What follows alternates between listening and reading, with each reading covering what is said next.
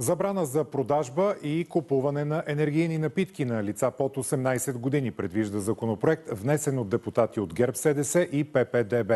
В предложението е записано още, че забраната важи и за покупки онлайн.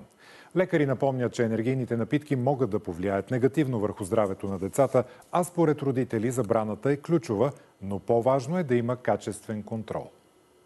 Да срещнеш на улицата тинейджър с енергийна напитка в ръка е по-вероятно от това да спечелиш от тотото. За някои тези продукти са по-предпочитани дори и от минерална вода. Мен лично ми се случва да ми стане лошо, като съм прекалявала с енергийните напитки. Съответно съм изпивала 2-3 една след друга и действително се чувствам зле. Повечето връстници мои също пият много енергийни напитки на ден. Като цяло употребата е прекомерена и в смисъл на всякакви възрасти хората използват енергийни напитки. Дали от любопитство или за да се харесат на някого, тинейджерите често прибягват към разнообразието от марки и вкусове на пазара. А да си купят енергийна напитка в момента е толкова лесно, колкото и да си купят дъвка. Покрай училище, дори в закусванията има енергийни напитки. Имам наблюдения по 2-3 на ден взимат едно и също дете.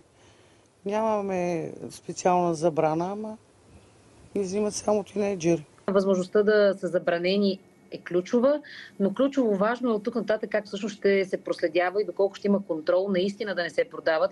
Че забраната е наложителна, смятат и лекари и напомнят, че енергийните напитки в комбинация с алкохол водят до още по-тревожни последствия. Има млади хора, примерно, да кажем около 20 години, които системно употребяват повече от една енергийна напитка. Не са редки случаите, в които това може да доведе до миокарден инфаркт, до повишаване на кръвното налягане, особено колкото по-често се използват. Това води до поява на високи стойности на кръвното налягане дори в детска възраст. Като общество също следва да имаме ангажимент и да имаме съвестта и ценностите, че когато едно дете желае да си купи такъв тип напитка, човекът, който трябва да му я продаде, не следва да му я продава. Забрана за продажбата на тези продукти има в редица страни в Европа. Заради смъртен инцидент след прекомерна употреба на енергийни напитки във Франция е била въведена забрана за период от 12 години.